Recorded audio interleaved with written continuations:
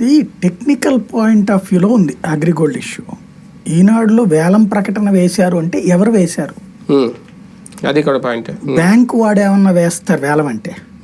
For example అగ్రిగోల్డ్కి ఎవడన్నా loan ఇచ్చి bank వాడు, కానీ అప్పుడు కొన్ని ఆస్తులు అగ్రిగోల్డ్ ఆస్తులు వేలం వేశారు కదా అప్పుడు లాస్ట్ టైం. అదే అనేది అట్లేమన్నా కొంటే గనక అసలు ఈ కేసే ఉండదు వేలం వేయడం అంటే.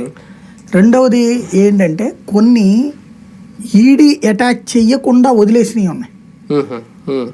ఈడీ అటాచ్ చేయకుండా ఉన్న వాటిని వేలం వేశారు. అవి ఇలాంటి వాళ్ళు కొనుక్కున్నారు.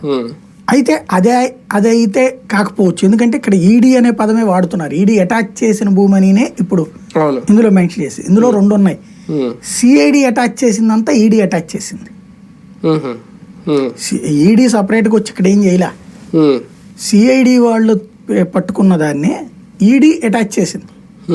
ఇక్కడ విషయం ఏంటంటే ఇందులో నాకు నవ్వొచ్చిన పాయింట్ అలా, దొంగ కేసు పెడితే డబ్బులు ఇచ్చినోడు అరెస్ట్ అయ్యాడు.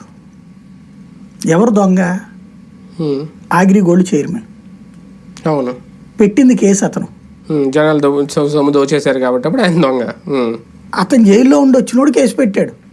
ఈడీ అటాచ్మెంట్ లో ఉన్న మా భూములు తీసేసుకున్నారు, అమ్మేసుకున్నారు.